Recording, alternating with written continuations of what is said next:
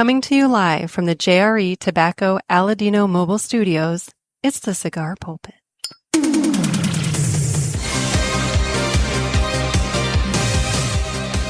Hello, everybody, and welcome to another sermon from the Cigar Pulpit. I'm the Bishop of the Burn, Nick, and today I'm going to be joined by Mike Brinker, and we are going to talk to you about a little bit of humidor maintenance. It's the springtime, and you got to make sure you take care of that humidor and, give it a check. You got to give it a check because temperatures are starting to rise, humidity is starting to rise. You want to make sure that your humidor is prepped and ready for this time of year. So why don't I go ahead and jump into that, and I will catch you guys on the other side. And I'm joined today by Mike Brinker. How you doing, buddy? I'm doing great, Nick. How you doing today? Wonderful, wonderful. So today, you and I are going to be talking. You sent me a message the other day, and you said that it's that time of the year that everybody should be, looking at doing a little humidor maintenance because weather's changing and everything. And I thought, that's a good thing for us to talk about. So, by the way, I'm in the middle of a thunderstorm, so hopefully I keep both my internet and my power. Yeah, that'd be nice. Yeah. But today, you and I are smoking into the same cigar. Roughly. I'm going to be smoking the Crux Marblehead Toro. It's a 6x50 featuring an Ecuadorian Colorado wrap, or a Habano wrapper, Ecuadorian Colorado Habano wrapper, and Nicaraguan and Indonesian binder and filler. But you... I have the Gordo version. Look at you. You just had to be a little bigger, didn't you? Now, is yours the regular Marblehead, or is that a Maduro? It looks darker. I believe it's just the regular one. Okay. I mean, because I've got the wrapper and it does not say Maduro on there. All right. Well, then you got a 6x60 then going on. Got it from in a 5-pack from Two Guys. Oh, well then, yeah. Okay. Look at you. All right. Well, no. So I'm taking off the foot band because it only has the one band on it, which basically means we're going to have to remind everybody what we're smoking, because otherwise, if they're watching and they're not going to see a band on this. Well, funny thing, I was going to post on the group sites that I was smoking one the other day, and it's like I'd already lit it and was smoking on it, and I'm like, oh yeah, let's just take a picture of a blank cigar. Yeah, here, like blank cigar. Sure, that's a Crux, Mike. Sure, yeah. Here's the thing. I want to look this up. I know that the Cigar Authority, in their stars reviews, did the Crux Marblehead recently. And I thought it did pretty good. I thought I was part of the group. That's the funny thing is I think I'm part of the group. So that's why I'm looking it up, cigar reviews. I want to see what group it was, because if so, I might be able to find my my review. All right, yeah, here it is. This was cigar 33C, and there I am. So okay. So this cigar, the Boners, gave it a 90.2 and an overall strength score of 5.54. Wow. All right. So let me now go to my notes for 33C. Okay. Now these are my blind notes. All right. These are what I had when I had a cigar that looked just like this. I didn't know what it was. I didn't know shit. But what I will say, for those of you on the video, it kind of has like a weird kind of pointed taper to it. Like, but it's not a torpedo. It's not a torpedo. It's almost like it looks like a toy for her pleasure.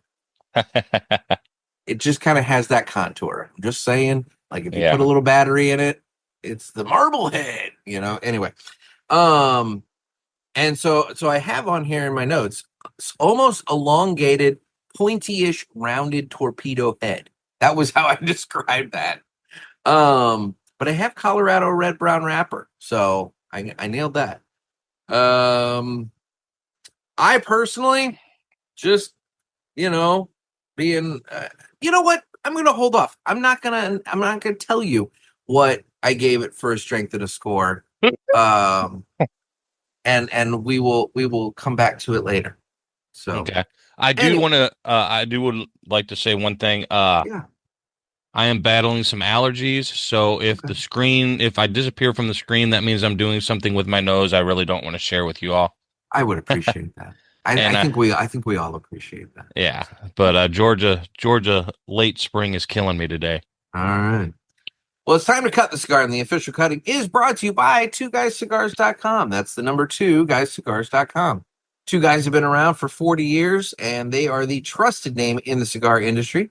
Everybody knows Two Guys, but if you don't, please give them a try. You won't be sorry. Family owned and operated, 2guyscigars.com does the very best to provide a great selection, fair prices, and excellent customer service.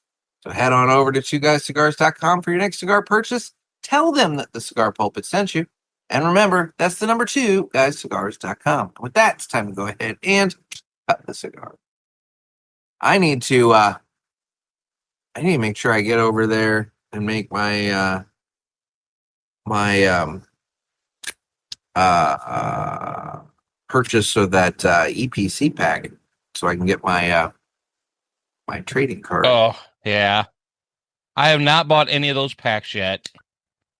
Dude, I'll tell you what.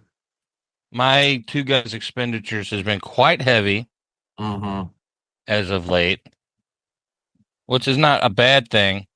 No, but it's just one more thing. Right.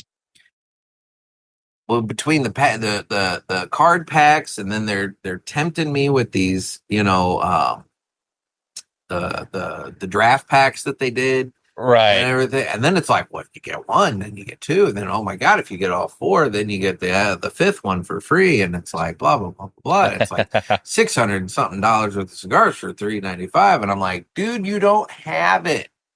don't do it. And I'm already struggling to get show packs into my humidor. Well, that's the other, yeah, and so there we go. That look at you with the transition. That's almost like a professional segue right there.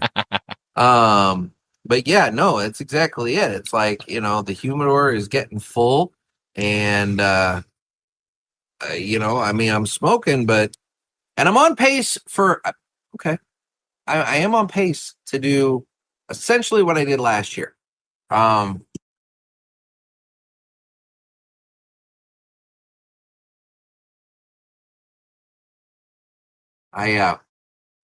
I did run my current spreadsheet through ChatGPT along with my spreadsheets from 2024 and 2025, and so far, there we go. So far, I'm on pace to smoke just about what I did last year. If I want to pick up the pace, and we are coming into the summer when I do more smoking, so I might possibly be able to get myself up to 2024 numbers. But yeah, so there's that. But I'm smoking, but good Lord, the accumulation is happening between PCA and the show packs and these card packs. It's like, oh my gosh, we've got enough. We've got enough. So right off the bat, the Crux Marblehead, I don't know about you, nice shot of pepper right off the bat with this guy. I'm getting a little bit of that. With the allergies, I can't do the retrohale, which I've been practicing on a little bit. But I am getting a great draw for just a very small little cut off the end. Yeah. And it's a nice little smoke bomb, like I've heard you discuss previously. I like a lot of smoke, at least while I'm puffing on it. It doesn't have to be like a Drew Estate where it's just constantly going like a road flare. Well, I kind of question cigars that are like going like at that same level as when I'm smoking or puffing on it. If it's doing the same thing as I'm holding it over there and just like constantly doing that, yes, I kind of question those cigars. Like, okay, what is making it do that? Right.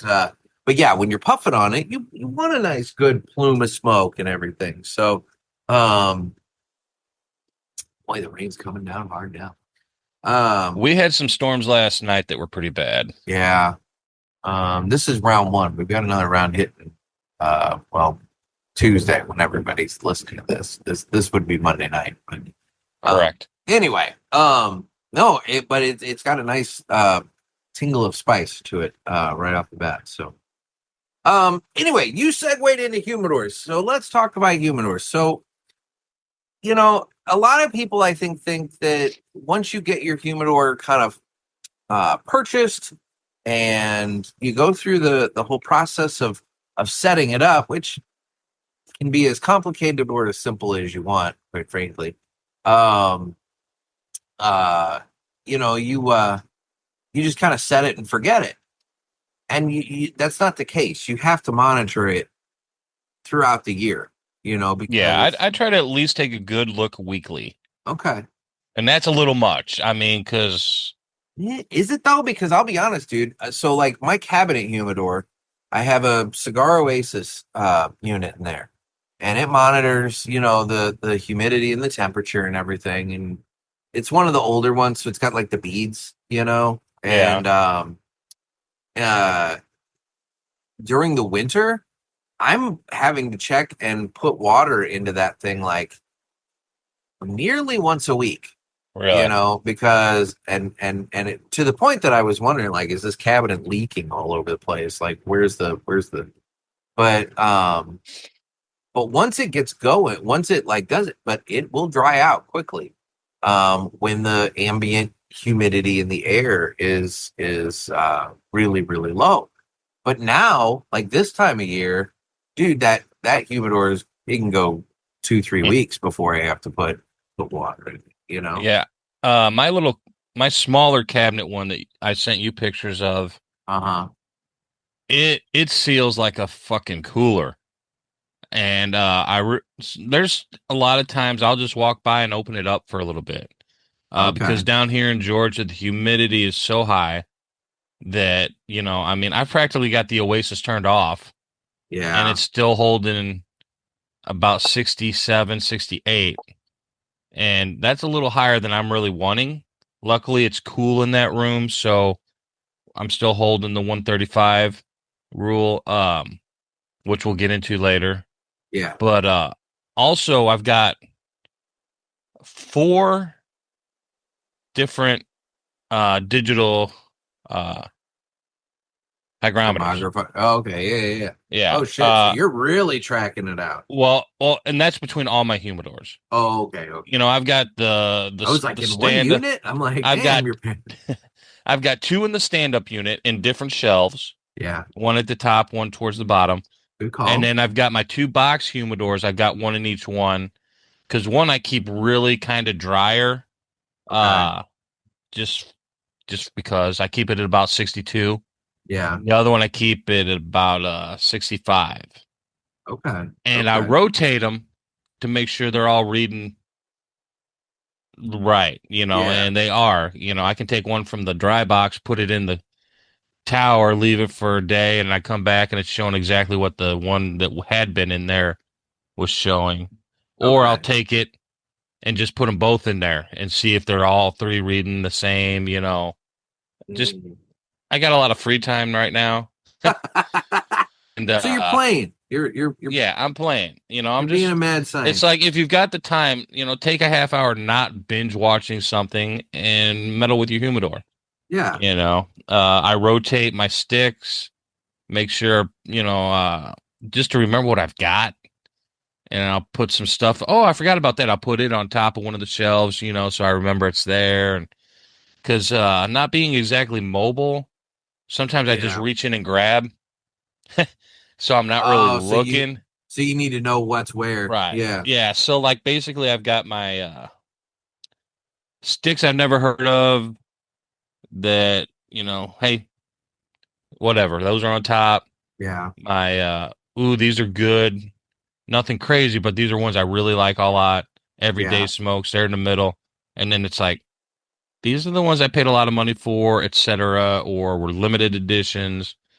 And then I've got, like I said, in my other box, our other humidors, I've got like all my firecrackers and nubs and stuff. That way I know that's where those are. Yeah. The Gorbustos lived there shortly, but I smoked a lot of them really quick. But yeah.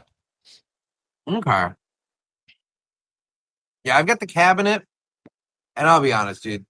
The cabinet, it's I don't know, it's probably it's like a 6 foot cabinet. Yeah, it's technically slightly taller than I am, but when you take the feet into account and whatever. Anyway, it's got like 3 shelves for like trays so you can have singles. So I got a ton of singles in there. And then the bottom half of it is all box storage. And so that's where I have all my boxes. That's what I don't have. It's nice, but man, it fucking fills up way too quick. But so I've got the box storage, and it's on the bottom shelf where I have the Cigar Oasis. So so like theoretically, the top should be the kind of the questionable. So to your point, that's where I keep one of my little reader Hygrometers? Yes, hygrometers. I keep one of those. I'm blanking on the word. I keep one of those at the top. And then there's the one that's actually attached to the side of the unit at about the halfway point. So I have that one that I use as kind of my general guide, but I always check that one at the top just because it's like, is it getting all the way up to that? And it's fine.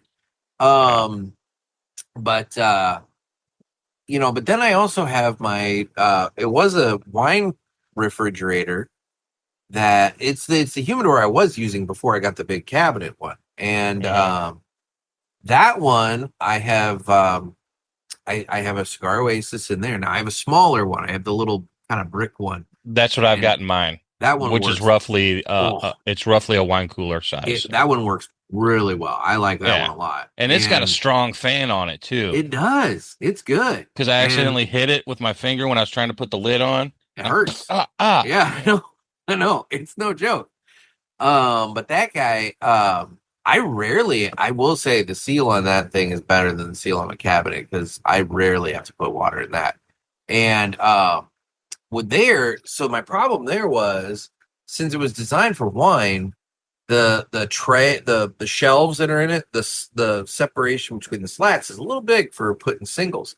So what I did is I ran to IKEA, because we have the one downtown, and they have these like kind of bamboo kind of just storage boxes or trays, and dude, they're perfect. I measured it out, and I've got like 3 big ones and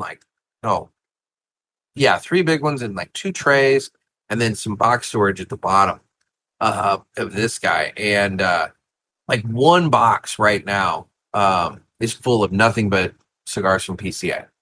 So I took all my PCA samples and put it all into this bamboo thing. And what's great is that one, I could set it and forget it and whatever there too. But back to the greater point, this time of year, you have to monitor because, like, for example, in the wintertime, I know that the Oasis unit in my cabinet, for whatever reason, again, it's an old one. It came with cabinet. It runs about it runs about 2 to 3 humidity points low versus what you set it at. So if you set it at 68, it's going to produce 65. Well, mine, I had the same issue with mine because I just did not read the calibration instructions. Mm-hmm. But I figured it out, so I know if I set it at X, it's going to give me Y. Exactly. So like in the wintertime, I kind of have to readjust that slightly to make it a little bit more humid in there. And again, I have to watch the water levels.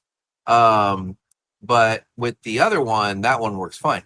But, so that's the thing. You got to monitor that stuff because you got to make sure that you're taking the ambient humidity into account. This is also the time of year that, let's say you're a Boveda person. In the wintertime, I mean, I don't know how it is, obviously this all depends on your geographic region and how much humidity you get throughout the year. But here in St. Louis, it gets dry as And your heck. humidor. And your humidor. In St. Louis, it gets dry as hell in the wintertime. And so like typically I have one desktop, kind of bigger box humidor. And I just use Bovida in that. And with that, in the wintertime, I'm doing the 72 packs. But in the summertime, like now, I take that back to like the 62, because the 62 combined with the ambient, in the air makes the cigars exactly how I want them, Right. And and then in the wintertime, you need that 72 combined with the dryness of the air to get it to it's that kind of funky humidification math going on. Now, I used to do that similarly in St. Louis. Now, down here, I can't do that.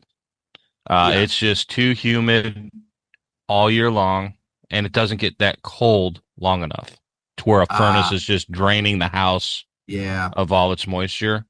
Yeah. So, because I do use Boveda packs in my boxes.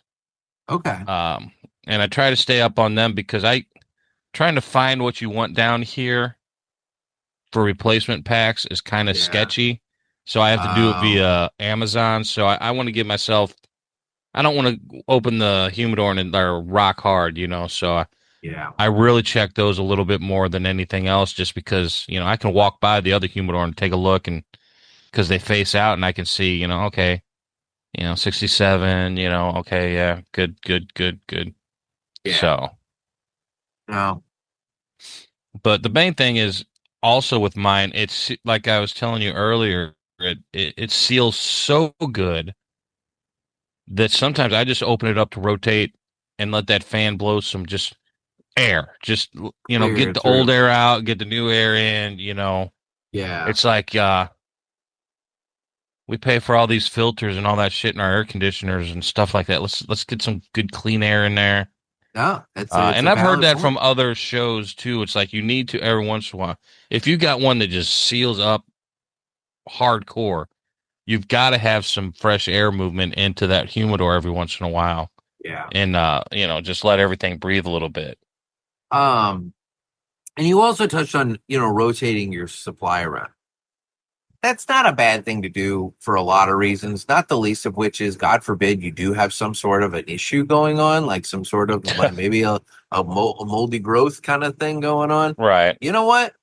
It's better to like be rotating your stock around and to find that and fix it than it is to let it sit there for 6 months or a year or 2 years or however long, and then finally to find it and it's infected everything all around it. Right. If you find it quick. But also, just as like a non-practical side of things, it's fun to do because you kind of get to see like, oh shit, I forgot I had this, that kind of thing. I mean, or where the fuck did this come from and what is it? Because a lot of mine have no stickers on the cellophane that say what. So I'm like, where did I get these? Yeah, and I'll be honest, I need to get better about that. So it's funny. I think I've mentioned it on the show before. So my cabinet humidor is kind of it's got a history.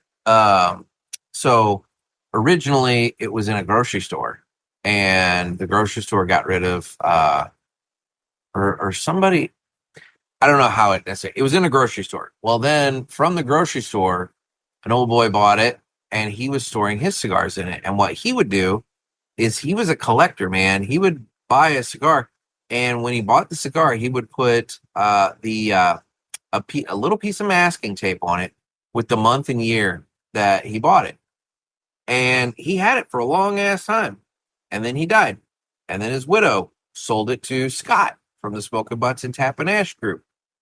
And Scott not only got the humidor, but he got all those cigars. And so he had all these really old cigars. We're talking like 2000, 2002, like these are some old cigars.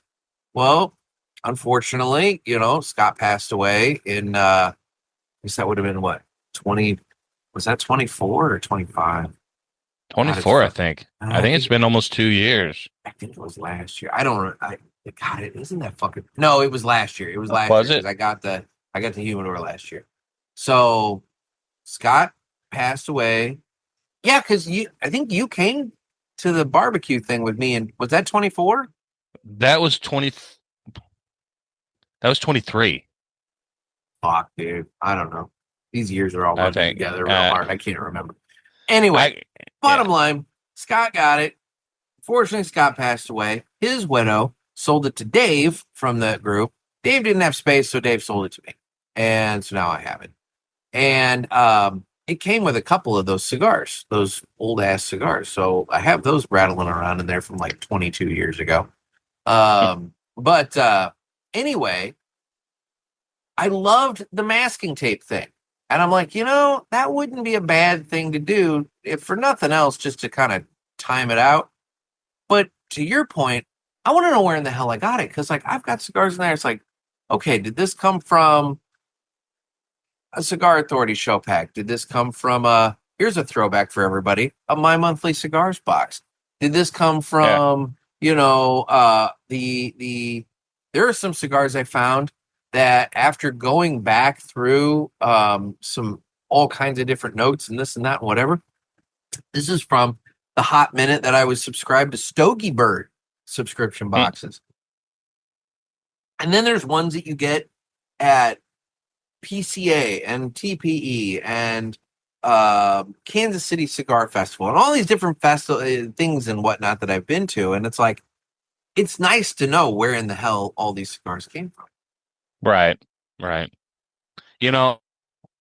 you're talking, I was thinking you could probably get online and find a place that will sell you little stickers where you could put like the day and the year, and there's even room for like a coding situation. You could put A for bought myself. Yeah. B is received freebie, and just keep a master list near the humidor. Yeah. To where you can, double check it. Especially if you don't, people like us that we've got a nice large stash. Yeah. But we're not buying boxes a month, to where not we can typically. not typically. So we can keep up Only with when I'm something getting like deals. that. Yeah. But, it's easier to keep up when you're only adding a few here and there throughout the month. Yeah. Oh, yeah. Do that. Although if you're buying by the box, that's an even easier thing. Take that sticker, stick it right on the box itself, and just be like, right. This is a month. And you probably, truthfully, that probably, if you're somebody into aging cigars, that wouldn't be a bad thing to do anyway, is to label, the month and year you bought the box at the very least, so you know how old it is. Or if you're a shop owner, know how long that's, I've heard Dave talk about that. You got to know what your rotating is. Yeah, on a box. You want to be able to walk around the humidor and be like, hey, how long's that been there? Just hit the bottom and just be like, oh, that's been there for years. Says Bush Cheney sticker on the bottom. It's right. That one's been here a while. Like, oops. Yeah, so no, it's good to rotate around the stock. But like I said, you then find all this cool stuff that you've been forgetting about. Like, I've got mine now to where I have the singles. They're not perfect. I need to work with them a lot more. I need to get more organization. But to be honest, part of it is figuring out how you want to organize. I like your method of these are the ones that like my onesies and twosies that I got from somewhere. I've maybe never smoked it before. Or it's just a sample. This is my just, I need something quick. I'll just grab from this. Right. This is my shelf of like, oh, these are good. And then these are my like, oh, these are really good. I like that method of it. Plus what I like about the way my humidor is set up, I can just pull the shelf completely out. And so I rotate those too. Like every month I'll take the bottom one. It's now the top one.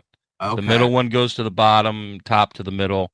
And so everyone's getting different parts of the humidor every month. Bingo. And that goes back to what I was talking about with having that reader at the top of the humidor. It's making sure that the cigars at the tippy top are getting enough humidity and whatnot. Yeah. Interesting.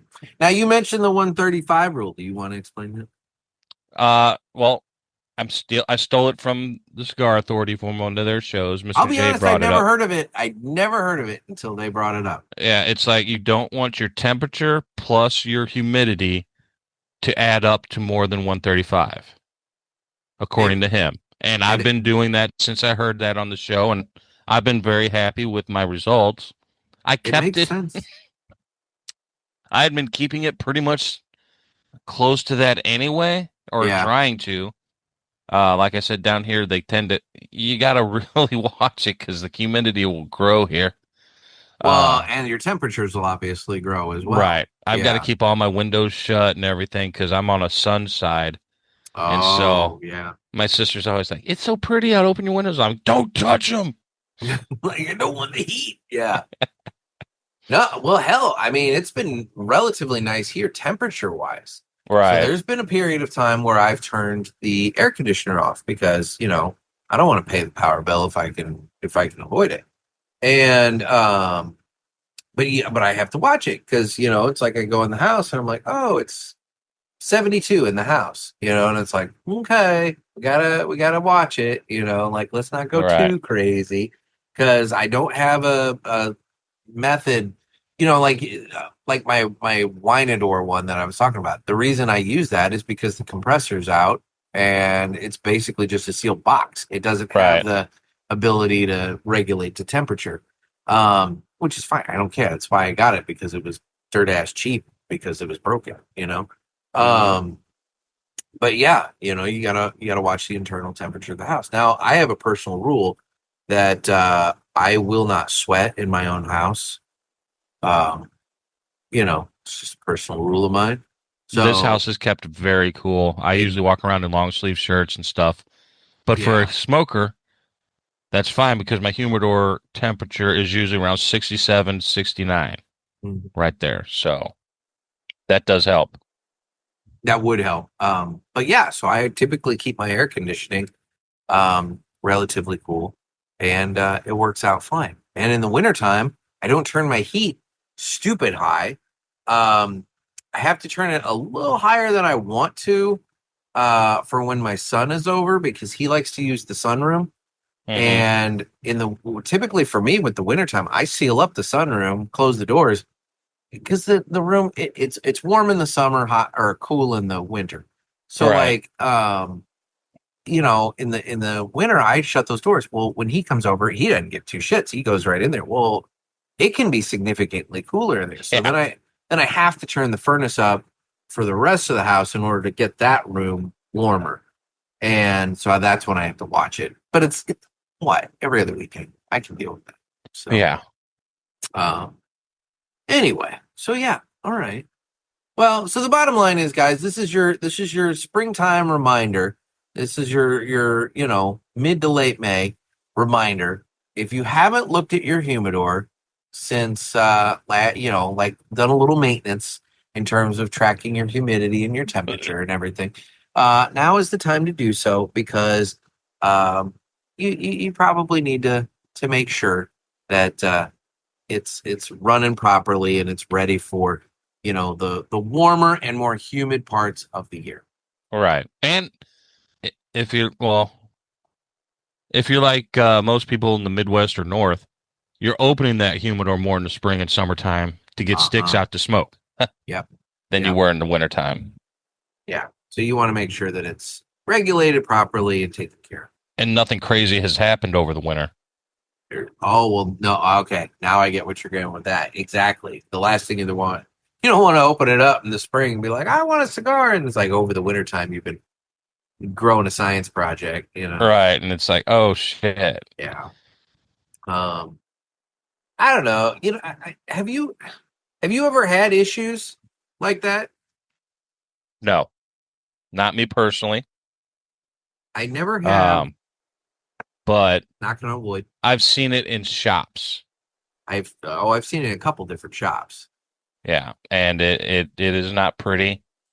And they always Um, try to tell you it's plume. No, it's not. It's not plume. yeah, no, it's rarely if ever plume. Um, you know, uh, no, it's rarely plume. Um, I find with the shops, the ones that have the problem with the mold, are the ones that have the humidifier or the humidifiers that like have the tube and they blow, you know, like a unit kind of deal. And if it's blowing like that, it's usually the cigars right around the blower. They get too much moisture. They just get too much Yeah. versus the ones further out. There's one place I'm thinking of specifically. It's not the one that I think you think I'm thinking of. It's closer to me. It's on my side of the river, Okay. and he's got that. And let's put it this way: he has a cutting fee if you bring your own cigars. And I was going to buy cigars from him the first time I was there, and then I saw what I saw, and instead, I have always in the few times that I've been there, I have always used the cutting fee Right. option because I just don't trust it, you know. Yeah. And that's sad. You don't want to see that be the case, but yeah. But no, I've never had growth. I will say I did receive some cigars. This would have been, oh fuck, this would have been maybe late 2018, right when I was first starting to smoke. Because I only started mid 2018. So near the end of 2018, I had ordered a few things, and when I got some in, it was like a 5-pack sampler kind of deal, like in a little box. And when I went to get the first one out, I noticed it, and it had some growth. And so I just ended up tossing that sampler because I was like, this is nasty. I can't do this. Yeah. But yeah, can't say that. And I've only had one cigar the entire time that I've been smoking that has produced bugs. And even then, that was thankfully isolated in a Ziploc bag to where it maybe only impacted 2 other cigars. And I got rid of those other cigars too because I was like, I don't know about this, But for the life of me, I don't understand how that even happened. Because, like, most manufacturers these days, have ways to avoid that Right. with the freezing and everything like that. But B, it was in a Ziploc bag, but like it was in my house. It's not like it was like super hot. It's not like I was Right. leaving it in the car, or even out in the garage. Because I mean, my garage is insulated, but it's not, air conditioned or heated. But I just, for the life of me, I don't understand how that one even took place. But I have pictures in it. I sent it to a couple people. I'm like, is this what I think it is? And they're like, yeah, that's that. It's like, son of a I mean, bitch. it's really easy to tell. I mean, if Oh, it's a perfect little circle, it's a it bug. was, and a nice little tunnel bored down. I mean, and even the damn thing even chewed through some of cellophane. Ooh. So that's why I got rid of the other 2 that were in there. And also, quite frankly, they were the same cigar. So I'm thinking, well, if this one had it, then the odds are the other 2 might be, Right. doing it too. So I didn't care. They were samples. Let's leave it at that. I'll just leave it at that. So I've seen a shop owner have to get rid of like 8 boxes, because one had some. And you could see the actual dead bug in the cellophane. oh So he's like, I want like both boxes beside it, on top of it, below it. Get yeah, rid of all. Get rid of all of them. I don't care what it costs me, that sucks. because you don't want to lose a whole humidor. Oh, you definitely don't. And But we did not, we inspected those other boxes around on that side of the wall constantly, and we cut it off, and we've cut it off at the pass. But and like I said, most manufacturers, I mean, like the vast majority of them have, safeguards in place to where like they're freezing them and whatnot before they're even sending them out to retailers. now this happened. This happened. I'm not going to say the shop, but Yeah. it was in the St. Louis area, and Oh, I need to know that when we're done. Do I shop there? no, Okay, good. That's all I need to but know. this happened years ago. This was before you started smoking. When Okay. we had a tornado come through, and the power was out for extended periods of time, and That'll do it. heat and everything got away from everybody. Okay. And And it just, yeah. That makes perfect sense then. Okay. That Yeah. makes perfect sense. So it was a rare occurrence due to extenuating circumstances. Correct. Not It was not due to improper management. Okay. It was, and that's why we were in there every day checking. Yeah. Like, we weren't open to the public because we couldn't ring anything or do anything. Yeah. But it's like, wow, we gotta keep an eye on this shit. Ugh. Bro, well, so what do you do? Did you just throw them away? Yeah. Oh, I'd have had a big ass bonfire. I'd have at least put them in a big ass bonfire and had that giant cigar plume going and everything. There was not much thought. It was like, get them out, throw them in a dumpster, get them out, get them out. That makes sense. I agree. At that moment in time, you're probably like, we got to get these the hell out of here. But, yeah, that sucks. You remember what? Not to name like. I know the brand that had it. Okay. They were Candela. Oh. Okay. And I don't know if that plays a part in it. Maybe they don't freeze Candelas as much or as hardcore. I don't know how all that works. Yeah. But yeah. It was a straight Candela, not like a barber pole. It was a straight Candela stick. I'll be damned. No, that sucks. Well, shit. What else is going on with you, buddy? Now that we've talked to humidors. Well, like I said, down here in Georgia this time, we're looking at 90 plus degrees for the next 10 to 12 days, I think. So it's great smoking weather on a screened in porch.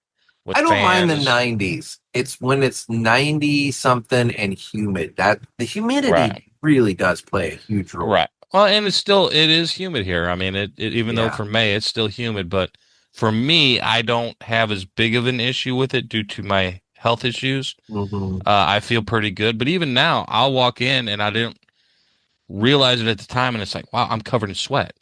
Oh, yeah. I didn't realize it out smoking, but when I walk inside the air conditioned home, it's like, holy, that blast of chill. Yeah. I got booby sweat, and it's like, wow. And you can always tell when dogs aren't out here with me. It's a little warm, and so. But other than that, just been as I say that, just enjoying a couple a day out here on the patio. There you go. How about yourself? Dude, it's been fucking busy. I mean, and you got a trip coming up this weekend. Yeah. So May is such a busy month for me. So I go to Indy twice because we have the IndyCar Grand Prix on Mother's Day weekend, and then the 500 is Memorial Day weekend. Right. And so you back all this up. I went to Cincinnati to do the Gorbusto launch with Tramac. That was the very end of April. Then, like, what? 2 weeks later is not even two. Well, it was right around 2 weeks later is when I went to Indy not even 2 weeks later is when I went to Indy for the Grand Prix, which that'll be coming up here shortly in the show when I do my lemonade review. I reviewed the lemonade at the Indianapolis Motor Speedway. So you get to hear that here shortly, guys. But then so I did that race and came back, and then I got back. That was Sunday, and I got back. Well, then Monday, Erica came to town. She was in town for 4 days. She left on Thursday. Friday, the 15th, I went and had I was a parent on my son's field trip to Grant's Farm. So we went out and, fed the goats and fed the yak and, various things and whatnot. And then I had him this weekend, and this morning I took him to school, came home, did some work, and now here I am sitting with you. And then coming up this weekend, it's another drive to Indy for the 500 this year. So and a lot of walking. Yes, but dude, I'll tell you what, man. Like between PCA and the Grand Prix, those were kind of my like tests for how the 500 is going to go for me, and I'm feeling good, feeling really Good. good about it. As the Grand Prix did not kick my ass this year, like the previous years. The only thing I'll say is when we go to the Grand Prix, we are in. So if you're watching the 500, uh, we would be in what would be turn 4 for that. It's turn 1 for the Grand Prix, but they run backwards on the track for Right. the Grand Prix versus the 500. And so it'd be turn 4 for the 500, and we're in the grandstands, second row from the top. So there's one Wow, row you of can seats. see everything. Dude, it's fucking great. But the bigger thing though, You got a cover. it's a lot of no. 'Cause Really? we're on the outer. Oh, okay, Yeah. Now for the 500, we're in the inside by the pagoda, and then yes, we're covered there, so that's nice. But for the Grand Prix, we're out the outer side, and so there's only one row of seats behind me, and then at that point, the grandstands are done. Dude, the amount of stairs, it's the fucking stairs. Like I got to the top, and I was like, all right, I'm okay. My knees feeling a little weak, a little wobbly in the knees, but I'm all right. But then like we had this old guy sitting in the seat right next to our seats. And this dude, I swear this dude moved in to the freaking track. He had like a backpack, another bag, and like a cooler. And it was just him by himself. He had all this shit. And it was all spread out. Well, he didn't bother. You know when you go to something like this, if you're, let's say we're seat 12 and the aisle seat is 18, and you're going in, let's say somebody's sitting at 16, they stand up and kind of make themselves thin, and so you can shimmy by them, right? Right. This guy, not even a freaking thought about doing that. So I had to like, I'm surprised your dad didn't say something. me too. But anyway, uh, so what we had to do is we had to go down our aisle, kind of step down into the bleacher row up in front of us, go over, and then step back up. Dude, that step down and step back up, that's when my knees decided to go like, nope, we're done now. After going up all those, because we're in like row like HH. So like, Right. think about it. You're going A, B, C, D all the way up through Z, and then from double A all the way up through double H. It's like, yeah, it's a lot of rows of stairs, you know. But I couldn't do that right now. I'd be just like, oh, I'm screwed. it's like, well, let me tell you, you think long and hard about, do I have to go to the bathroom? Do I really Right. need to go get that drink? It's like, no, I think we're good. I think I'm good. Now they don't Basically, have roving vendors, do they, at those? no, and that is something that I think Indy is greatly missing is the roving vendors with the like, beer and soda or peanuts or whatever. It's like, I don't know why in the hell they don't take a page out of the ballpark. Because that's a lot of revenue you're missing out on because people don't want to leave a race. It's not like there's innings or quarters, No, because at any given moment, somebody could do something stupid and hit a wall, you know? I mean, any given moment. Just look at today at practice. Alexander Rossi hit the wall. Thankfully, he's okay. But like, did he total his? I had it on, but I fell asleep. His car's pretty fucked up. So like, he's probably going to have to start at the back. Or well, I don't know about that, or if they've got another car. I don't know. But well, if they have to enter a new car, I think they have to go to the back of the pack. Oh, do they? I don't know. I didn't look. So, but I saw a little video and I saw that he smoked the wall today in practice. So he was a little loose yesterday. I watched the entire qualifying. Yeah. And he was a little loose trying to push for the pole. Okay. And it was like, yeah, I could see that happening for him. Yeah, Pelot's got the pole again, which I mean, come on, it's an IndyCar race. Of course, Pelot's got the pole. From what I get, gather. In all fairness, I'm a tangent fan. I go along. It for me, it's more the family bonding time. But my dad and my uncle, they pay attention, and they're like, oh my God, Pelot again, Pelot. But Pelot had the pole for the Grand Prix, and he did not win that. So right, he didn't win it last year either, did he? Oh, I can't remember. I don't think he won last year. He may have. I don't know. I thought it was Pato Award won it last year.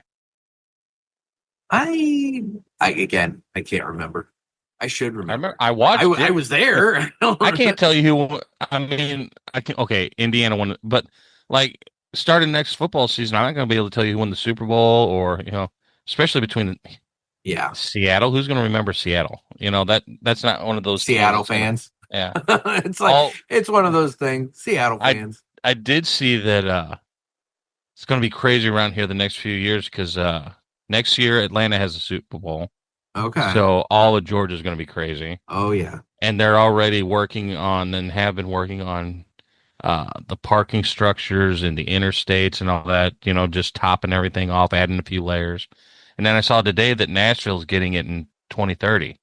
Oh, really? Yeah, because they're building that new stadium for them. And that's kind of how the NFL's going now. You build a new stadium, you get we're going to get a Bowl. Super Bowl. Yeah. Which will be funny because Buffalo is almost, they'll have a new stadium here before next year or two. You going to go to Buffalo? Is it domed or is it open? No, it's an open air, I believe. Okay. Well, if it's an open air, that could be a really interesting Super Bowl, especially with their weather patterns up there. Yeah. If it's hey, we got 10 feet of snow. If it's domed, then I kind of feel like Buffalo's kind of screwed themselves because part of what I think is fun about the Bills games is watching them when they've got like 8 feet of snow and the fans are having to dig out their seats, Right. And they're used to it. That's been open air all the time they've had a team. Exactly. So like run with it. That's your thing, Yeah. But anyway, yeah, so no, I've got the race this weekend, so I'll be doing that this weekend and I don't know. I think the big difference this year. Normally, my uncle and I we drive out on Saturday, do the race, get up really early Sunday morning, do the race, and then drive back Sunday night. Right. Which is a very long day. Yes, it is. I think this year, we might spend Sunday night and come back Monday morning. Oh God, that'd be so great. I'm looking forward to it. I'm looking so forward to that prospect for a lot of different reasons. Not the least of which is it's not really particularly the safest to be driving back, at night. Plus, you don't really save anything because you're exhausted all Monday. Exactly. So, just go to sleep, get up early Monday morning, and go. Mm-hmm. You'll feel better that Monday afternoon than you would have if you drove all the way through and didn't get a good night's sleep. And dude, I've got reporters covering Memorial Day shit on Monday. So like, it's not like I have to worry about me being back to do stuff or anything like that, So yeah, it'll work out fine. Yeah. It'll work out just fine. And just to point out, you're a lot lighter than the last time you went to an Indy 500. Exactly. So that's why I'm like kind of looking forward to, I'm not looking forward to the walk, but at least the walk will be tolerable this year. Right. Versus like previous years when, I wasn't and still had to make the walk. And I've got my shoes, which I completely forgot when I was buying those Hokas that my dad and I had that long conversation on one previous show about shoes. And he's not the biggest Hoka fan, but I'm still doing all right with them. We'll see. The only thing make a big difference. The only thing I'll say about them, they do kind of crunch my toes. Ooh, that's not good. That's the only thing about them that I'm kind of like. I feel like when I take them off, my toes have to like kind of like slowly like come back to life. It's like they can get a little tight with the toes. Well, as someone who now has only half their toes, keep an eye on that. Make sure you don't get blisters or sores because a blister. That's how mine started. A blister on my middle toe. Oh shit. And it got out of hand because I didn't see it right away. Yeah. And bam, next thing you know, 2 months later, I've got half a foot. And we're still fighting it. Really? Yeah. Well, we don't need to get into all that now on the thing, but yeah, I don't want to get into your personal medical history on a public podcast. I look at it as a PSA. Yeah. Because a lot of the gentlemen out there who watch this show are in the same physical boat as us in age range. And you don't have to be sick or sickly to have these problems. Healthy people lose limbs too to, infection and whatnot. I was gonna say, man, infections are just this random thing that, like, you get it. Hell, All right, well, you know what? We're going to go ahead and do this now because this is a good segue. I think it's this button. It's time for the Villiger Cigars Entertainment Report, brought to you by Villiger. Villiger Cigars, one of the leading cigar and cigarello manufacturers in the world, founded in 1888 and still family-owned and operated. Head over to VilligerCigars.com and check the store locator to find a shop near you that carries them. We guarantee that Villiger Cigars will be a wonderful addition to your humidor and cigar rotation. Villiger Cigars Entertainment Report, because you couldn't hear the drop. So, No, I could. So last night I watched a documentary on HBO. I've been meaning to watch it for a long time. I finally watched it because it's apparently getting ready to leave HBO, and I wanted to catch it before it left. It's called Super/Man, and it's the Christopher Reeve story. Okay. Oh, yeah, I've heard about that. I have not watched You it. better catch it because it's going to be leaving HBO here probably at the end of this month. So, Okay. I watched it. It's like an hour and 45 minutes. And it tracks not only his career, as an actor, but even then, it's mostly the Superman stuff. Because I mean, it's put out by Warner Brothers, so whatever. But and to be honest, he did a lot of stuff, but Superman was really his big thing. But then it also talks a lot. Obviously, it talks a lot about the accident, the rehab, and everything post accident. And Yeah. What's sad is that so he died in 2004, which I thought it was more recent than that, but be that as it may. So he what's really sad is he was actually starting to show little improvements. They have video of him where he's like moving a finger or in a pool and actually moving his foot towards his other foot, and he's they've got him pressed up against the pool wall and he's got his knees bent and he's straightening his legs a little bit, and so there was advancement taking place, and he had an infection and the infection just wouldn't go away, and Yep. gone like that, super quick. Yeah. I mean, right now on some heavy antibiotics. Okay. I get IV treatments at my dialysis 3 times a week with hardcore antibiotics, and then I take a oral pill 3 times a day, and it's working. But he's good. He's like, we can't stop until way after. And I was one of those people that all through my adult life I never took antibiotics unless I was just deadly sick. Yeah. And he's like, well, that's why these are working. Because, I didn't go get antibiotics every time I had a sniffle. Exactly. My body's not used to having the antibiotics. So yeah, they're working. So that's good. That's good. Yeah. Well, yeah, you got to get your ass to Pulpit Fest. Oh yeah, I got my tickets. Producer Tom, I believe, is still going to. We've got the rooms booked. Although fucking producer Tom's laid up, he's got his shoulder thing. Yeah, going I've on been right checking now. on him. I was like, get that wing fixed, buddy. No shit. You got a lot of driving ahead of you there, Tom. Yeah. Yeah, damn. Everybody's got some shit going on. So you got your rooms booked? Yeah. Okay. We got trip insurance in case something happens. Oh, look at you. You got where? You don't have to tell me where. Are you in the village or are you? We're in the village. Hey, sweet. I'm going to be in the village too. Yeah. Yeah. Anybody coming to Pulpit Fest that if you haven't, which by the way, this is a good segue. We'll get back to the entertainment report in a second. For Pulpit Fest, October 1st through the 4th in Palm Coast, Florida at the Ash and Ale Lounge in the European Village there. So some tickets, I did that Black Friday sale. That's when I got mine. Yeah. And so, we had the VIPs sold out and 20% of the general admission sold out. But the remaining general admission tickets are going to be going on sale. Probably soon. Very soon. I think the plan is sometime in June. They're going to be going on sale so that everybody can, be planning. Because I know, look, it's not the best economic times for everybody to be thinking about trips and, spending money and this and that and whatever. So we want to make it early so that everybody has proper amount of time. But But I'll say I'm going to be staying in the European Village, and anybody who gets a room in the European Village, there's the end of the party, but then there's the rest of the party that can take place. It's that sit around and have that late night smoke kind of Yeah, time frame, where you're So really just able to BS with you just people, and that's exactly it. You're just sitting and BSing with people yeah, at that point. So, and in the village, it's not bad. I mean, look, the place itself originally was built as a hotel.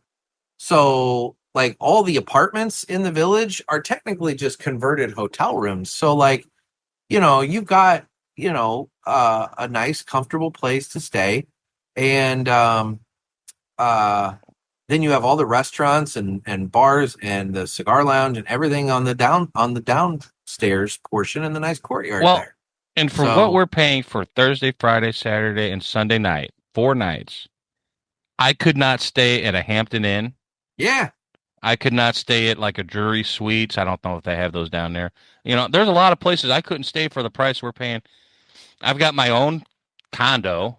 It's Hmm. not like we're sharing a room. We both have our own rooms. Yeah. It's got a little kitchenette, I think, and a washer dryer. I mean, literally, Yeah. I can live there if I had to. Dude, people do live there. Some of Yeah. those are like I said, legit apartments that like people live like that's their home, And so like yeah, it's got all the amenities that you can live and stay, and some of them are just rented out as Airbnbs or whatever, and Yeah, some of these were them are Airbnbs, yeah. So no, so anybody who's going to Pulpit Fest, if you're going and you haven't booked a room yet, and you want to consider the village, I mean, there might be some after party, Yeah. nothing official, basically just sit around and See have how the the night takes it, just BS. That's the simple part, but see what anyway. kind of crazy shit Trey Mac's talking.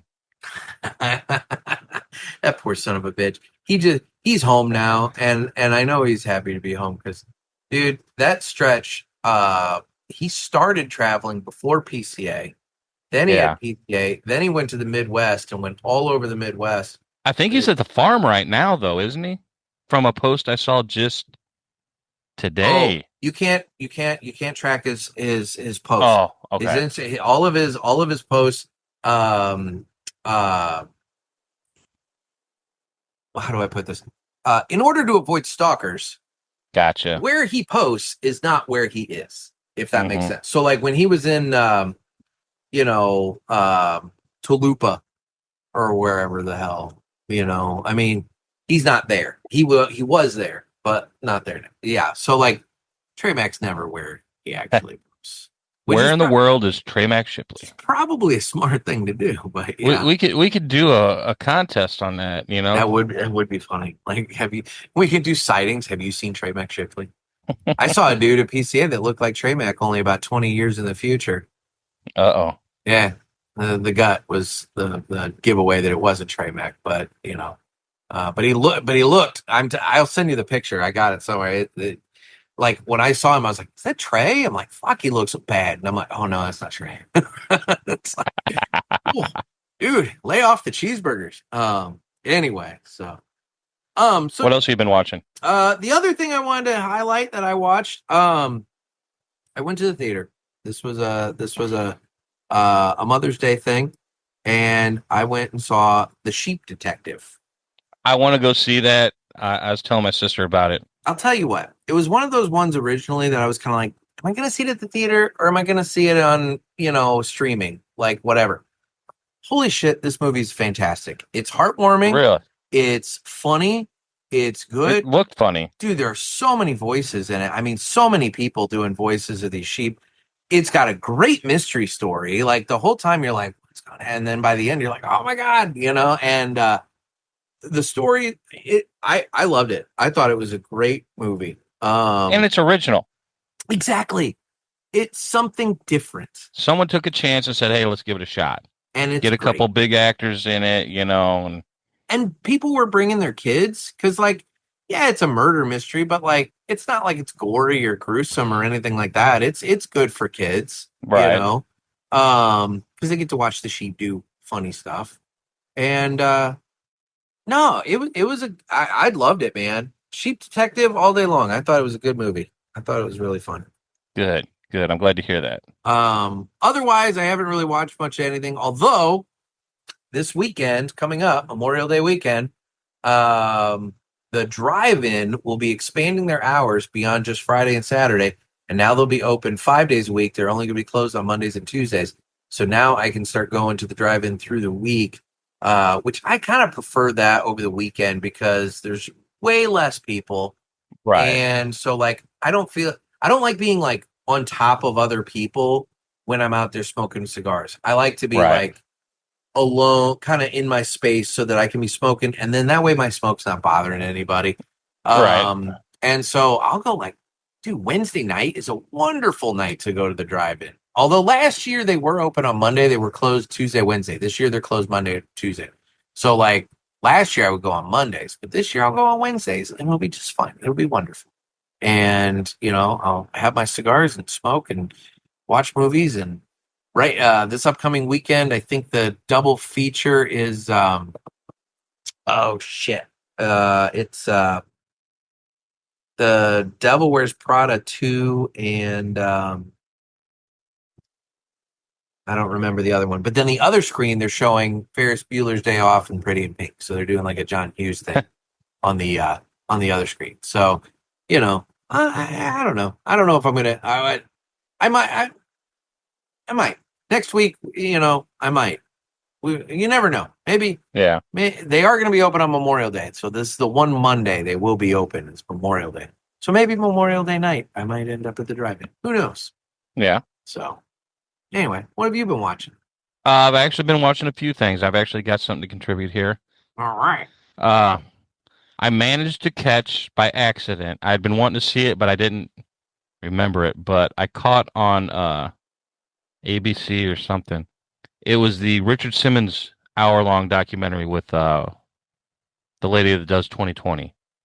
Hmm. And they Barbara didn't. Barbara Walters? No, the new one. Oh. Barbara's dead, I think. No, she's not. I think she is. To the Googles. To the Googles. I thought she was still on The View. Hell, is The View still around? I think it is. I would never watch it, but I think it is. Well, I know. But it was a really, Fuck, really. you're right. You're right, dude. She died in 2022. Yeah, I know it'd been a little bit ago. I forgot.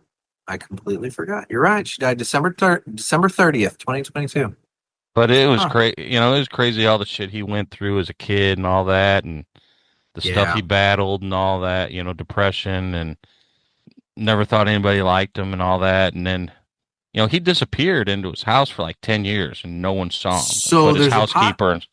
So there's a podcast. I think it's called like Searching for Richard Simmons or something like that. They mentioned that. And I listened to that, and that was multi-part. It really dove into his life and everything, but it talked about how he just completely vanished off the face of the And planet. that's what kind of brought him back out into the world was he saw that and he posted for the first time in like 10 years on Facebook, "I'm not dead. I'm not being held captive. I'm alive." Yeah. And he was like shocked by the thousands and thousands of people that responded about, "Hey, I'm glad to hear," and that brought Yeah. him back out towards the end of his life. But that was a really interesting, because everybody knows him. oh, dude, he was on Letterman like all the time. Yeah. Letterman was a big fan of his.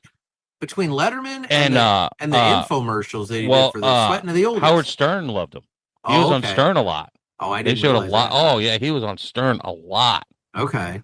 But I watched that. I'm redoing Mad Men.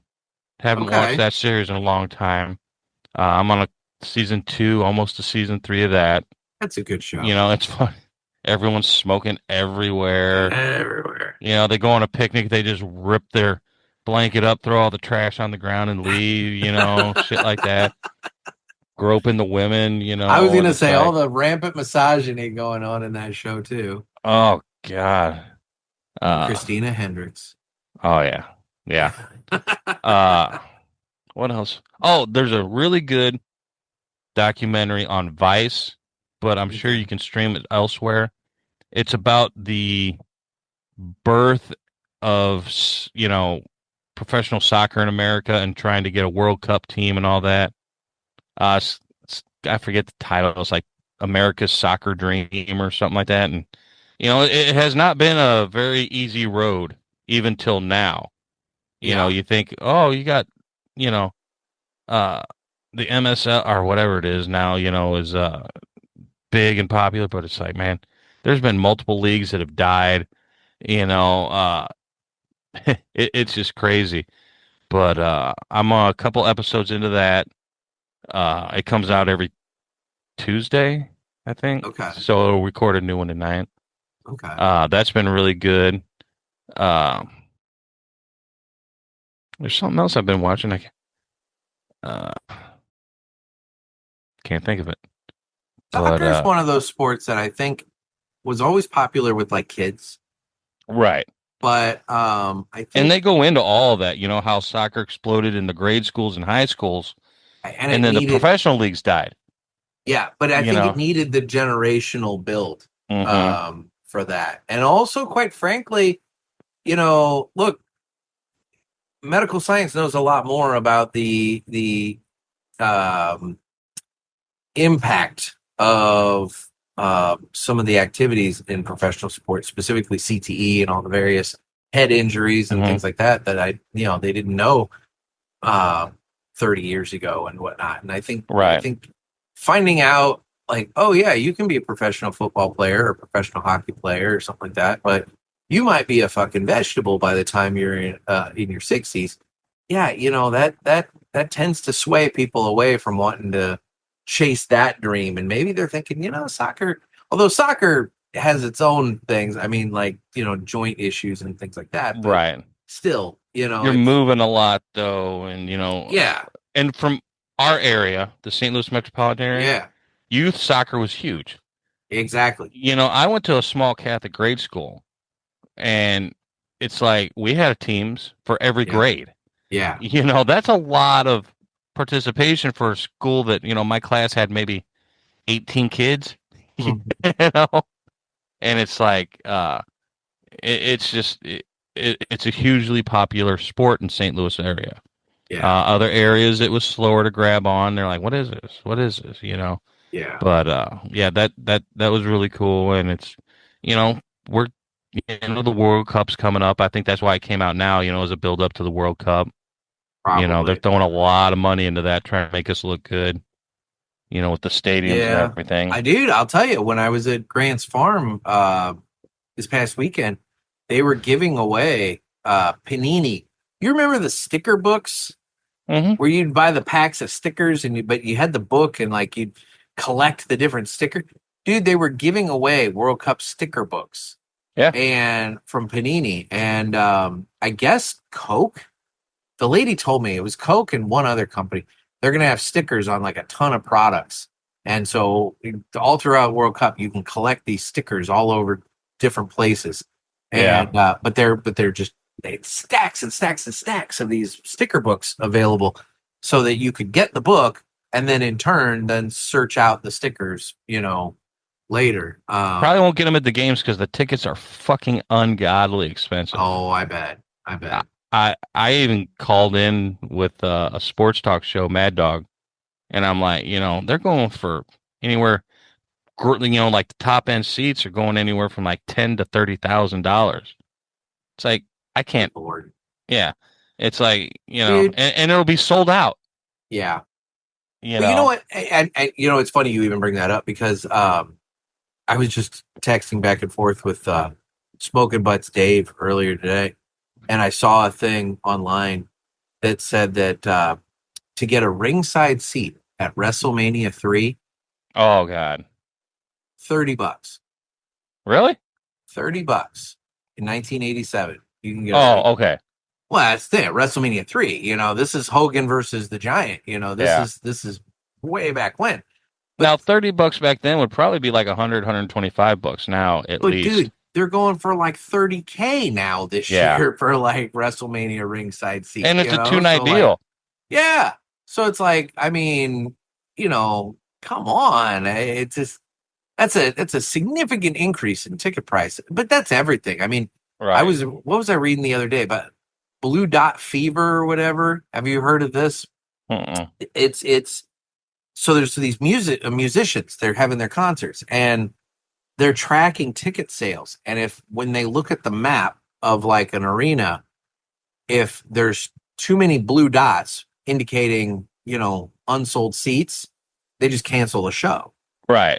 And so this has been happening more and more and more with big acts is that, they're calling it blue dot fever, where basically these big acts are like coming out and saying, we're canceling this show and blah, blah, blah. It's because they just can't move tickets. Mm-hmm. And, I can believe it. Ticketmaster, with all the fees and bullshit they attach to all their shows and everything, it's unreal. And then just the price of going itself is just nuts. I mean, last year I went to that yacht rock concert out at Riverport because I was able to get a ticket for $25, but like that, I mean, would I have gone if that were like a $50 ticket? No, but $25, that's an easy buy, And they're talking like if you're going in New York to the World Cup games, it's an extremely huge amount of money to ride the train to the stadium and stuff like that. You can't park anywhere around there. Well, and hotels. You were just talking about hotels with Pulpit Fest. Hotels are not cheap these days. And and the amount of services and amenities and whatnot you get at hotels for what you pay for has gone way downhill. Right. I mean, I like somebody coming. I know some people will argue with me on this. I like someone coming into my room and cleaning my room every day. Yeah. I like the dirty towels to be picked up and removed and fresh ones put in. I like my bed being made for me every day. Because you know what? I like my sheets to be super tight when I climb in. I hate that. Oh, I love that feeling. I love it. But that's my point. I don't want to come back into my room and my bed's still unmade. My dirty towels are on a floor in the bathroom. It's Right. like I want my place, my room to look nice when I come back in. And I don't typically have anything that's like super valuable to where I'm worried about anybody pilfering my shit, Right. So yeah, but like, nope, heaven forbid you get anybody to clean your room while you're staying in a hotel these days. Right. So yeah, I don't know. It's expensive to do everything these days. Sean says I'm becoming more and more curmudgeon. He specifically pointed out my drive time review that I did about the H. Upman Sunrise, the AJ Fernandez one. He said I was very curmudgeonly in that review. Oh God. But I'm like, what? I just pointed out a few things. It's not, it wasn't, but I don't know. He says I'm turning into curmudgeon Jim, so trying to not be negative. I'm a positive person. Damn it. Anyway. Oh shit. All right. Well, let's do this now. I haven't done this in a while. Guess what, motherfucker? It's time for 3 cigars we smoked and enjoyed this week. Where am I at on the time? Okay, good. Oh, I need to know so I can put the drop back in later. So, all right, 3 cigars smoked and enjoyed this week. You got any that? Yeah, I'm looking at my list here, but you have any you want to highlight right off the bat? I smoked all 3 of the Gorbustos. Oh, look at you! Those don't. Yeah, those are going to count as. Those are going to 4. count as one. We're not letting you get away with. Right. I bought 4 of each. Oh, shit! That way, I can really figure out which ones I enjoyed the most. Yeah. I'd probably have to say the Chimp was the least favorite. Really, that was my most favorite. Really. Yeah. But I still got a couple of those, so I'll give them more shots before I make a decision. I have not had a chance to try the new McAuliffe lines that came out here recently. Well, going back to the Gorbusto. So of the 3, which one do you think is your favorite? I think the Gory. The Maduro one. Yeah. Okay. All right. That's where I'm leaning right now. I like them all. Yeah. That one's actually my least favorite. Really? That's how cigars work. It is. I prefer. I like the chin. I thought the Orang was going to be my favorite, but and that was the first one I smoked. But then I smoked the Gory at the Party Source event that I talked about, And then I smoked the chimp and on the show. And I'll tell you what, the chimp was my guy. I like the chimp. I also smoked a My Father Blue that I've been sitting on since they came out. Yeah, Woo! I had to have yeah, help getting back into the house that's a good cigar. because one, it was like I got like 2 hours out of it because there was no wind. It was beautiful, and I just really took my time listening to shows. Yeah, And I didn't realize how much it had hit me till I stood up, and I'm like, beep, beep. Hey, you're gonna have to follow me in here. need I a don't little know. assist. Yeah, I So need a little assist. I'm sitting on this. I haven't smoked it yet. Um, I have the new My Father. It's the uh Leal Mm-hmm. It's the second one that I guess they've put out from the Is that a Redfoot band? it's a Redfoot band and it's but it's the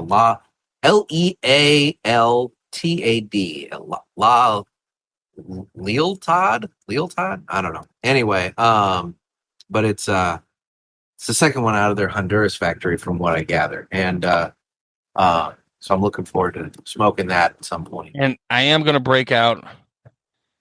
Like I've told you before, I'm that dumbass who buys a lot of the special stuff I see on Cigar Authority. Mm-hmm. I bought that 4-pack of the cigars shaped like pipes, Oh, okay. and I haven't smoked any of them yet. I think I might do one during the Indy 500 and see Okay. how that smokes. Now those are Uh, DBL cigars, I believe, yes, right? I believe so. Okay. Yeah, I like the DBL cigars. Those are good. yeah. I haven't bought So, too many of them. I think I've got some in the humidor there, but uh, I'm interested to see because they smoked really well on the show. okay. So I'm interested to see. I mean, it literally looks like a pipe. Yeah, So I've seen them, but I have not smoked one of those yet. So, yeah. um, Uh, you'll have to let me know how that goes. But if you I've still mentioned got Macau. Well, go ahead. I'm sorry. if I still got one, I'll try to bring you one at Pulpa Fest. Well, that would be nice. Thank you. Um, yeah, you mentioned McAuliffe. Uh, so have you had the white? No, Okay. You probably should have one from a Cigar Authority pack. it's probably in there. Yeah, I was gonna say it's probably in there. The white, I really liked the white, and I'll tell you once again, I said it, I think on the PCA show, dude, that budget bundle one that they've got with the kind of iridescent band where they take the Yeah, clippings from all of them for $5. That is a killer smoke. that's the one I meant that I hadn't tried yet, though. That is a really, really good cigar for the price. And And it's McAuliffe has really started to go that way. Like, hey, we want you to be able to enjoy our cigars and not break the bank. uh-huh. And I remember when I ran a shop, their A line. You Yes. couldn't just charge whatever you wanted for those. You Yep. had, I and it's like, they're a very good price stick, especially the Churchill size one is like, Jesus, how can you make money off that? It's like, Yeah. No, it's good. I'll tell you. So, like, before I get into my three, I want to highlight this Marblehead a little bit. yeah, Dude, this thing's smoking wonderfully. yeah. Like, burn on it has been awesome. It's a little more complex than you might think from a Crux. See, I okay. You give your Like thoughts on it. Okay. mine started out kind of mild, and then it has really opened up, and I'm getting a lot more fuller flavor as I'm down to Okay. my last third now. So I'm having a very similar experience to when I smoked it for the uh, boners or stars reviews. For me in the beginning, it's like a lot of pepper right up front, and then that kind of tapers back, and then through the middle, the pepper for me is still the predominant flavor, but there's other stuff going on. There's like kind of like a slight earthiness and whatever to it in the middle. But like I haven't gotten to the end. If this goes the way the other two that I smoked went. That pepper's going to ramp up hard in the final third. Yeah. And I specifically say in my thought or in my notes here, I say, and again, this is no disrespect to Crux because I mean it's a less than $9 cigar. So like when you take the price into account, you're not expect. I don't expect huge complexity when we're talking like a more budget friendly cigar. I say in my notes, relatively simple cigar with a pepper forward profile with good construction.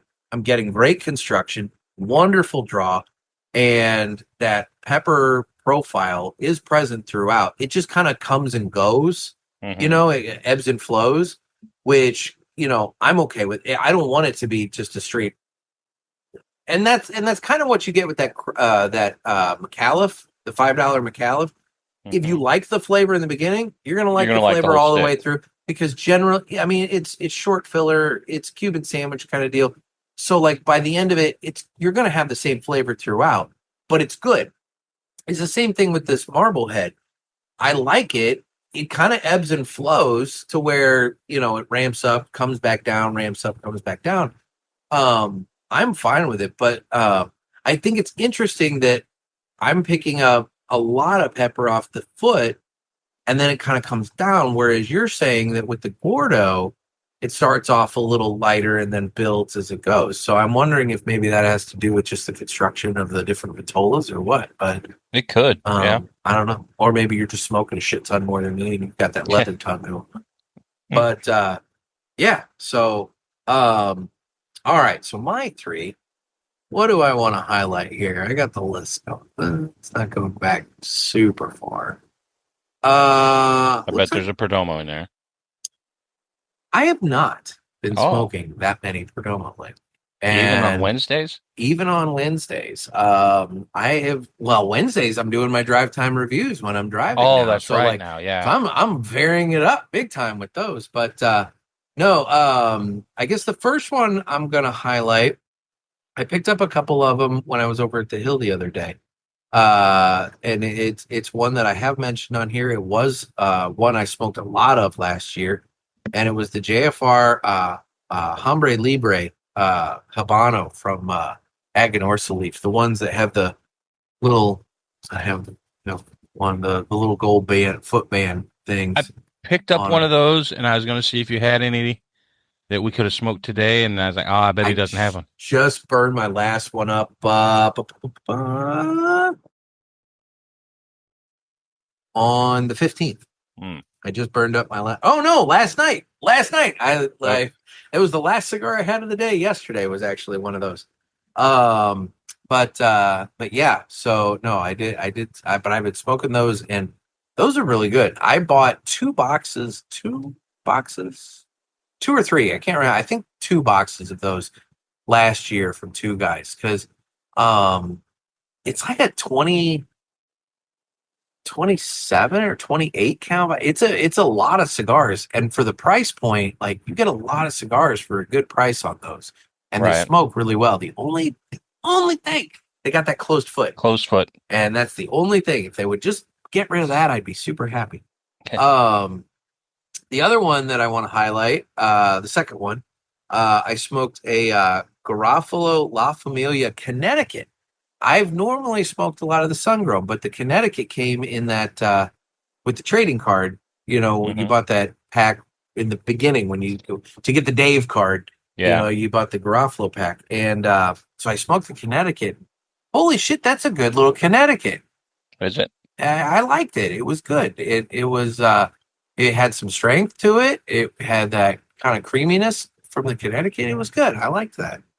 And then the last one I smoked that I want to highlight is I want to give credit where credit's due. This is one that I think some people might be sleeping on because the brand, the American version of the brand, I think is not the best at times. I smoked a Cohiba Rubicon. It's the one with this kind of orange band on it. Dude, most of the American version of Cohibas, I'm just like, it's whatever. Just a stick. It's just a cigar. typically priced a little too high because it's got that name on it. That one, you can get a Toro for less than $10, and it smokes wonderfully. It's got good flavor to it. It's got just the right amount of strength to it. It burns well. I've had a couple of them now, and I want to actually thank Monkey down at Ash and Ale. He turned me on to that cigar, and yeah, the Cohiba Rubicon. I mean, not to like shit on General and the Cohiba thing, but like, I think they finally figured out a way to make a good Cohiba. So, for what it's worth, the Rubicon, I liked it. I'll have to look for it. Yeah. Yep. So that's my other one. I did pick up some Maduro version of the Villiger exports when I was at Party Source. I haven't smoked one of those yet. I've never had. I've always went with the natural. Yeah, the yellow one. I want to smoke that Maduro one. So, anyway.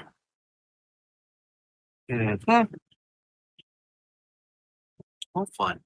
I haven't smoked an export in a while just because this winter was so mild. You didn't need to. I didn't need that quick stick. You know, at the worst, I could do a nub or something like that. Yeah, but man, those Corbusos, you get so much time out of those things. Right. Those are deceptive. It's like, oh, that'll Very be quick. No. Dude, that's how it was for me. So when I got to technically Kentucky for the Party Source event, I got in late and whatnot, and I'm like, I want one cigar before I go to bed, and so I just grabbed the O-ring, and I went downstairs at the hotel and drug a chair out front and sat under the canopy because it was raining. So I sat under the carport canopy in the front, where people are pulling up and dropping off bags and shit. But it was late enough; nobody was doing that, and I figured, this will be good. It's a nice short smoke. Fuck, that was not a short smoke. That was a decently long smoke. And what was really cool about it, though, is I started smoking it, and I'm smoking, and I'm noticing that my ash is building and not breaking off. Dude, I smoked that entire cigar with only the ash finally broke off really late in the cigar, and I think I only took a couple more puffs off of it by the time the ash broke off. So I almost smoked that entire cigar without ashing. The one that I had the best ash on, I was like, okay, I'm going to smoke this one all the way and see if I can do it. Well, the band was so hard for me to get off.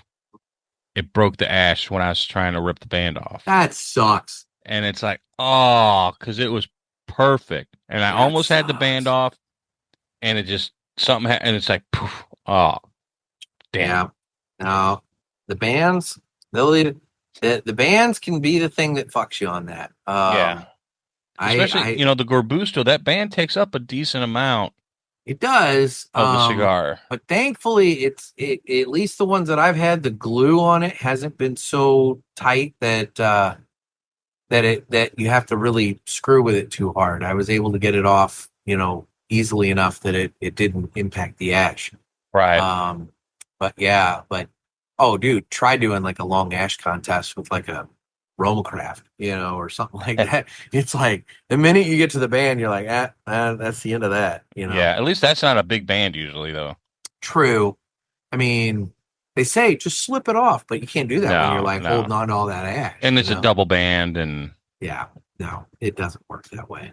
And anyone who's smoked a Romacraft knows what you're talking about. There ain't no sliding those off. Dude, the other company that is they have big bands that I find to be difficult getting off is West Tampa. Really? Every time, it's very rare for me to get a West Tampa band off without having to get like the corner and like tearing it around. I understand that. Yeah, I agree that it doesn't just pop off. I can get them off, but I can't get it off whole. Right? Yeah. So, some of them are a little bit more difficult. What do I have over here that? Oh, well, there's that lunatic. Actually, I had that same problem with that the other night. You know, it Yeah. wouldn't come off clean. So, yeah, such is life.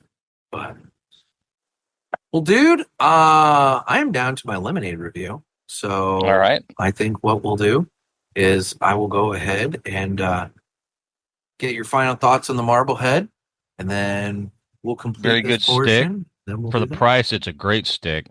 Yes. It is for those who do this. I would say it's a good golf course stick. Yeah. It does handle the elements pretty good. I mean, in a windstorm, nothing's going to work well, but this would handle a golf course where you could set it down, hit your tee shot, and it's not going to go out on you. You can set it down during all your strokes and everything, or at the green. Just a really good smoke, and at the price, you can sit there and buy enough for everyone to have one. At the Yeah. round. Dude, I mean, I'm looking right now at two guys' website. The cigar you're smoking right now, the Marblehead Gordo, to buy a single is $9.29. Right. The Toro is $8.29. You can get a 2-pack, or I'm sorry, a 5-pack of the Toros. That's what I bought. You can get a 5-pack of the Toros for $40, which drops that to $8 per. And then you can do a 5-pack of the Gordos for $45. Right. Which I saw drops that it and I'm to like, I wanted to try it, yeah. and it's like I can't. That's when I was buying the Gorbustos, and it's like I need something to get me to the free shipping. Dude, yeah, exactly. No, I mean for less than $10 a cigar, I mean this is a really, really good cigar. I'm enjoying it quite a bit. More so than I think I did during the review. I think I was a little harsh in my review for the stars. I gave it a 6.5 on strength, but admittedly, score wise, I'll admit this is I'm maybe it's because now that I see that's the thing. Price matters. And with the stars reviews and the whatever else, when you're smoking blind like that, I feel like not indicating the price point, it does take away a little bit from the review process. I gave the cigar an 86. I'm now that I'm aware of what it is and aware of the price point, I actually would have gone higher on that score, knowing that this was a sub $10 cigar. Right. Because if I'm sitting there smoking this thing blind and I'm thinking, okay, let's just assume with prices being what they are these days, that this is probably somewhere between $12 and $15. Yeah. Is this a good cigar at $12 to $15? 12, yes. 15. I No, probably maybe. would struggle at it with 15. It's a little, it is what it is for that. But 12, yeah, I'd say that's fine. But you're telling me that I can get this cigar for under $10? Dude, whole day, Yeah.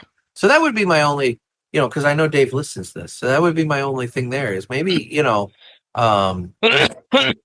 price does matter with the review. And I think maybe I know I would have gone higher on this cigar knowing that it was a less than $10 cigar. I would have been a little bit more it probably would have given it another point or two. I probably would have gone to like an 88. I would also have to say this is a good driving stick. Super good driving stick. It doesn't ash everywhere. Yes, the ash holds on really well. Yep. Mm-hmm. And you can get a good long way out of it. I'm still smoking it, and I've been smoking. Anyone watching knows I've been taking puffs regularly.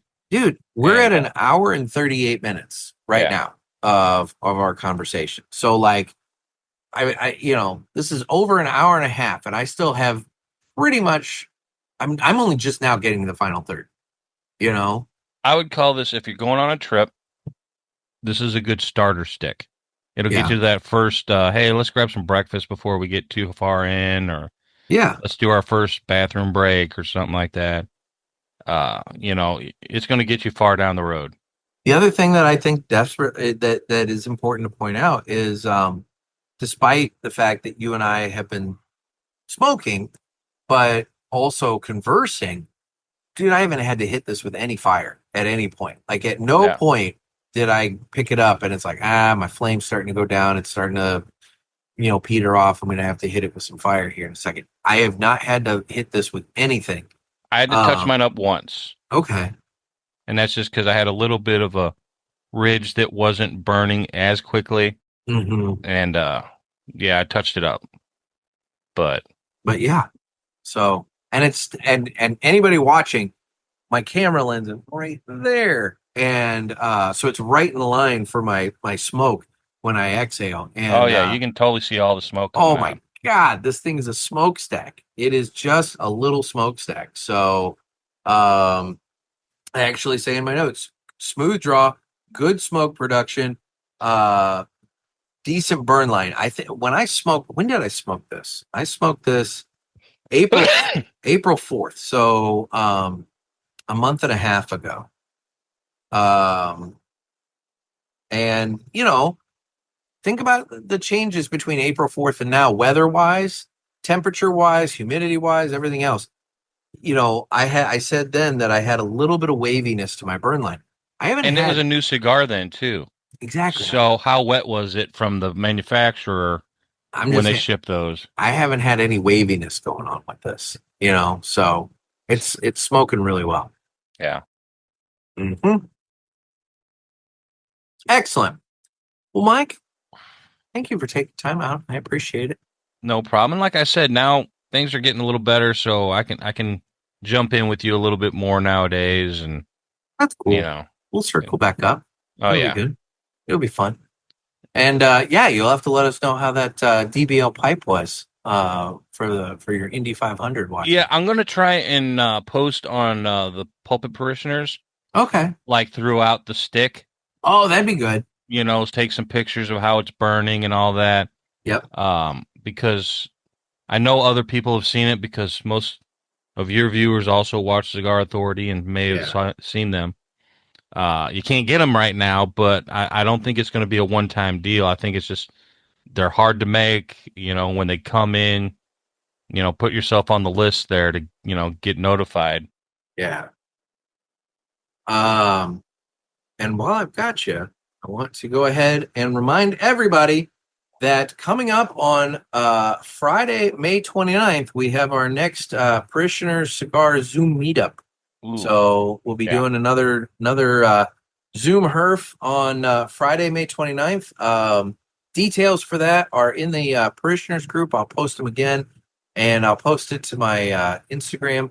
But if you are not a social media person, make sure you shoot me an email with requesting the Zoom information to be able to join that, and I'll shoot that over to you. That's nick@cigarpulpit.com, NICK at Cigar Pulpit, not the Cigar Pulpit, just cigarpulpit.com. And I'll email you the Zoom information so that you have that, and you can join in. The party starts at 6 p.m. Central. I wanted to make sure that it was early enough that the East Coast folks aren't joining up at like 8 p.m. at night, and everything. But then I also needed to take into account that anybody on the West Coast, they don't want to be joining at like noon, So it's like, so it starts at like 4 p.m. Pacific, 6 p.m. Central, blah, blah, blah. So, and if it goes anything like last time, it goes for 2 to 3 hours, just long enough for everybody to have 1 or 2 cigars, and then we kind of go our own way. But yeah, so Friday, May 29th is the next one. If you can't make that, we're looking at Thursday, June 25th and Friday, June 26th. So I'm doing a double shot in June. Saturday, July 25th and Thursday, August 27th. So that takes us through the summer. Oh, real quick, have you bought any special 250 cigars yet? No, I have not bought any of the special ones just yet. Me neither. I was just curious if you had. No, I do have one that Jeff Andreezy sent me. It's an American that has the 250 band on it. It's the same American. They just added the band to it. But I haven't had any of the other special ones. I don't know how many of those are even out just yet. I know like Aladino's is going to drop, I feel like in June. And I think that the Firecracker from United, that'll be dropping in June as well. I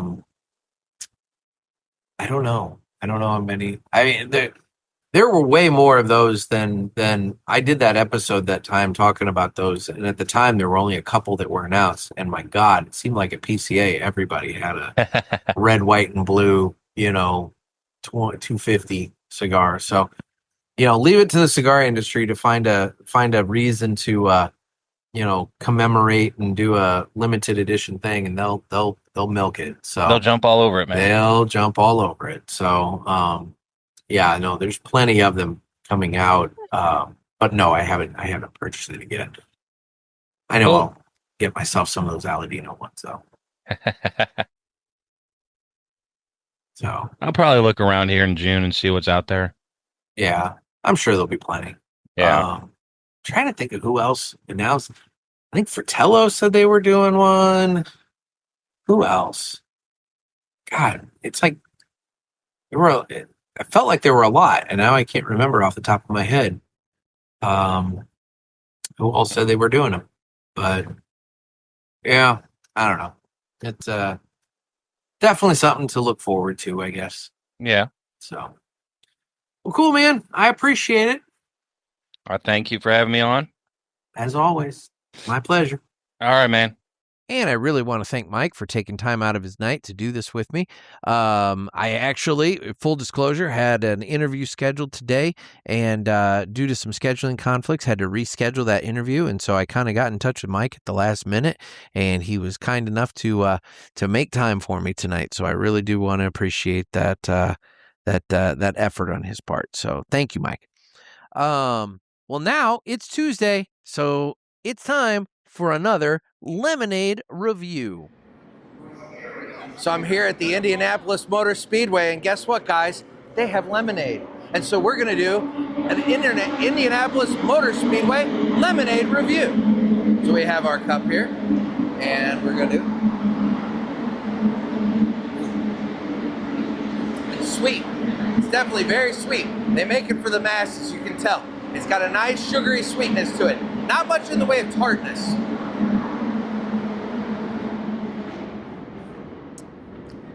I like it. But it's a little on the mixy side, not quite fresh, but it's still good. I'm going to give this, a 7.5. The lemonade at the Indianapolis Motor Speedway rates a 7.5. Have a good race, guys. Alrighty, guys. Well, it's now that time where I tell you where I am on the socials. So I am available on Instagram at The Cigar Pulpit. I am on Facebook, where we have the Pulpit Parishioners group. It's a private group, so just request access into that, and you can join up and start sharing what you're smoking and getting to know everybody and kind of be part of the crew a little bit. I do a lot of show announcements on there and various other fun things, so you're going to want to be in on that.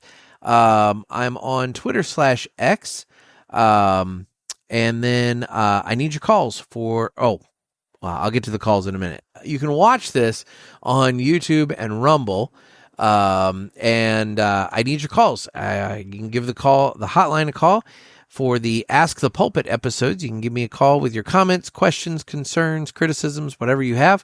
Call me at area code 863-874-0000. That's 863-874-0000, or tofu pie with no E, 0000. I do drive time reviews every Wednesday, where I review a cigar while I'm driving to and from my printer. You can watch those. They're relatively short. The last couple have been a little longer, but they're relatively short, and they're available every Wednesday starting at 7 a.m. Central Time on YouTube, Rumble, and TikTok. And then Finally, if you are not receiving the Cigar Chronicle newsletter, you can head on over to cigarpulpit.com. A little pop-up box comes in there. You can put in your email address and you can get in on the fun. I do one email a month, unless something really big happens, in which case then you'd get a special one. But there's one email a month, and it's just full of cigar review or news, some reviews, lists of stuff that have been announced that's coming soon, some goofy news, little facts and fun stuff, and more. So if you would like to get that newsletter, just like I said, head over to cigarpulpit.com, put in your email, and you will be signed up for that. Otherwise, guys, this has been a show. I really did enjoy that Crux Marblehead, and I think for the price, it's a fantastic purchase. So if you haven't tried it, for less than $10, I highly recommend it. So, guys, this has been another sermon from the Cigar Pulpits. I'm Nick. Everybody, stay safe and stay smoky.